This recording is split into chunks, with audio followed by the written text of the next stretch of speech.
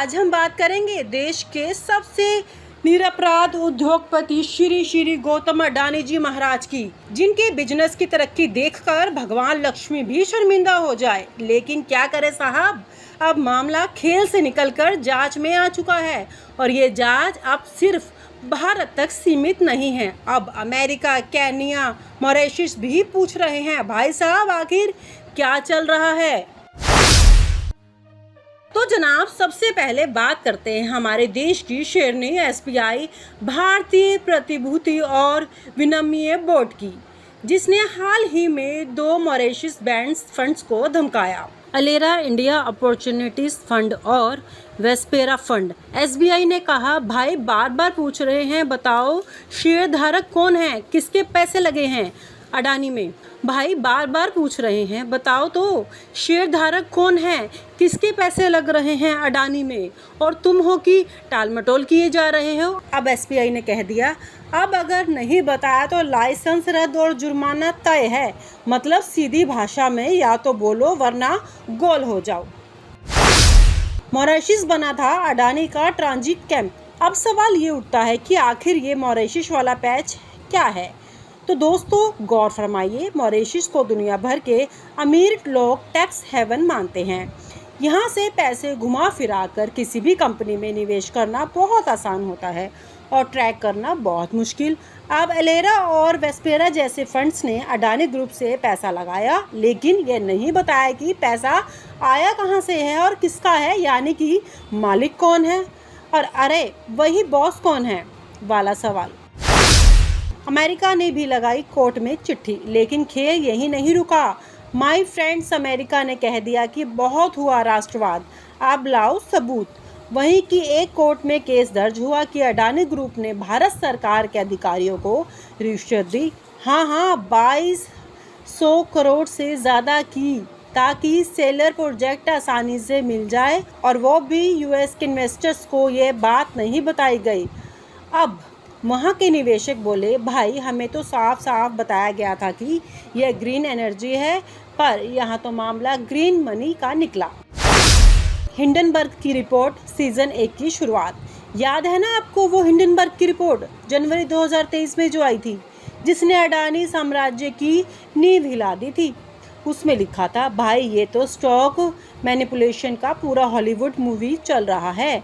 तब अडानी ग्रुप ने कहा था देश के खिलाफ साजिश है, लेकिन अब जब एसबीआई, अमेरिका और पूरे दूसरे देश जांच कर रहे हैं, तो क्या ये साजिश है या सच्चाई?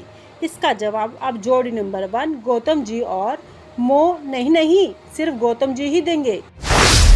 केन्या में अडानी के खिलाफ प्रदर्शन। अब सुनिए सबसे नया इंटरनेशनल तमाशा। केन्या में अडानी ग्रुप के खिलाफ लोगों ने सड़कों पर उतरकर प्रदर्शन किया है।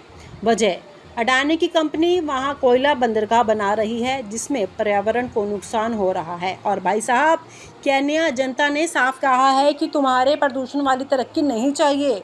यानी अब अडानी का विकास मॉडल भारत से बाहर भी सवालों के घेरे में आ गया है। अब इसे क्या कहें, मेक इन इंडिया या mess up in Africa. SBI की जांच भी बनी नेटफ्लिक्स सीरीज। एसबीआई की जांच की कहानी भी लंबी बनी है, जैसे नेटफ्लिक्स की सीरीज हो जिसमें हर एपिसोड के बाद सस्पेंस बढ़ता ही जाए। पहले 6 महीने का वादा, फिर एक्सटेंशन, फिर सुप्रीम कोर्ट की नज़र, और अब एसबीआई कह रही है हमें अभी और समय चाहिए। तो भैया कब तक चलेगा ये इंतज़ार, या फिर हम सबको एक ही जवाब मिलेगा? जांच जारी है, कृपया धैर्य रखें। और इस बीच अडानी जी की कंपनियों का शेयर बाजार में उठना गिरना चलता रहेगा, जैसे बच्चे की स्लाइड। मॉरिशस बना था अडानी का ट्रांजिट कैंप। अब सवाल ये उठता है कि आखिर ये मॉरिशस वाला पैच क्या है। तो दोस्तों गौर फरमाइए, मॉरिशस को दुनिया भर के अमीर लोग टैक्स हेवन मानते हैं। यहाँ से पैसे घुमा फिरा कर किसी भी कंपनी में निवेश करना बहुत आसान होता है और ट्रैक करना बहुत मुश्किल। अब एलेरा और वेस्पेरा जैसे फंड्स ने अडानी ग्रुप से पैसा लगाया, लेकिन ये नहीं बताया कि पैसा आया कहाँ से है और किसका है, यानी कि मालिक कौन है और अरे वही बॉस कौन है वाला सवाल। अमेरिका ने भी लगाई कोर्ट में चिट्ठी, लेकिन खेल यही नहीं रुका। माय फ्रेंड्स, अमेरिका ने कह दिया कि बहुत हुआ राष्ट्रवाद, अब लाओ सबूत। वहीं की एक कोर्ट में केस दर्ज हुआ कि अडानी ग्रुप ने भारत सरकार के अधिकारियों को रिश्वत दी। हाँ, 2200 करोड़ से ज़्यादा की, ताकि सेलर प्रोजेक्ट आसानी से मिल जाए, और वो भी यूएस के इन्वेस्टर्स को ये बात नहीं बताई गई। अब वहाँ के निवेशक बोले, भाई हमें तो साफ साफ बताया गया था कि यह ग्रीन एनर्जी है, पर यहाँ तो मामला ग्रीन मनी का निकला। हिंडनबर्ग की रिपोर्ट सीजन 1 की शुरुआत। याद है ना आपको वो हिंडनबर्ग की रिपोर्ट जनवरी 2023 में जो आई थी, जिसने अडानी साम्राज्य की नींव हिला दी थी। उसमें लिखा था, भाई ये तो स्टॉक मैनिपुलेशन का पूरा हॉलीवुड मूवी चल रहा है।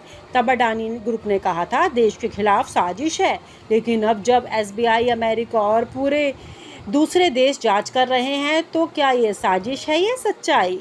इसका जवाब अब जोड़ी नंबर 1 गौतम जी और मो नहीं, सिर्फ गौतम जी ही देंगे। केन्या में अडानी के खिलाफ प्रदर्शन। अब सुनिए सबसे नया इंटरनेशनल तमाशा। केन्या में अडानी ग्रुप के खिलाफ लोगों ने सड़कों पर उतरकर प्रदर्शन किया है।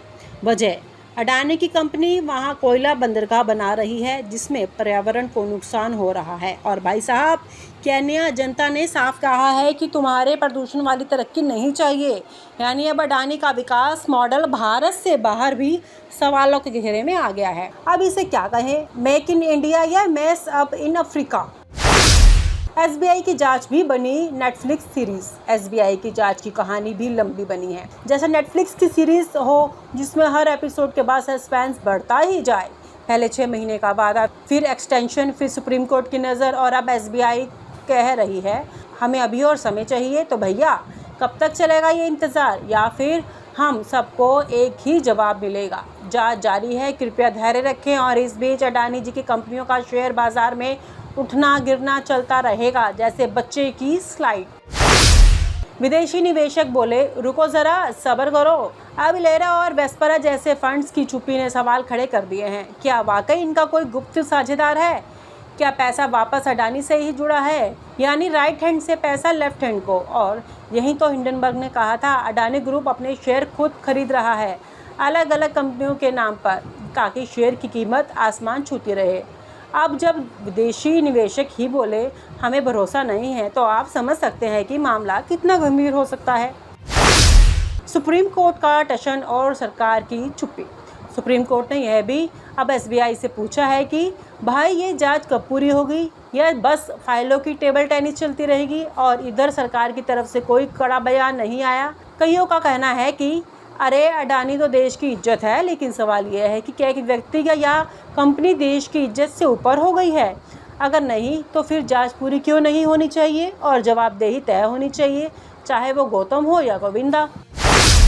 अब जनता बोले, खेल खत्म कब होगा? अब भाई साहब, आम जनता भी थक गई है। शेयर बाजार में जिन लोगों ने अडानी ग्रुप के नाम पर निवेश किया था, उनकी नींदें उड़ चुकी हैं। सरकार और एजेंसियां की चुप्पी देख तो वो पूछते हैं, भाई क्या ये भी वीआईपी जांच है जो कभी खत्म ही नहीं होगी? अंतर्राष्ट्रीय स्तर पर भारत की छवि पर असर पड़ रहा है, और अब वक्त आ गया है कि पारदर्शिता हो, कार्यवाही हो, और सबसे ज़रूरी बात यह है, जनता को बेवकूफ़ समझना बंद करो भाई। और आप हमसे जुड़े रहने के लिए सब्सक्राइब करें YouTube पर, फॉलो करें Twitter पर और लाइक करें Facebook पर। और ज्यादा जानकारी के लिए आपको टाइप करना होगा सिर्फ न्यूज़ नशा।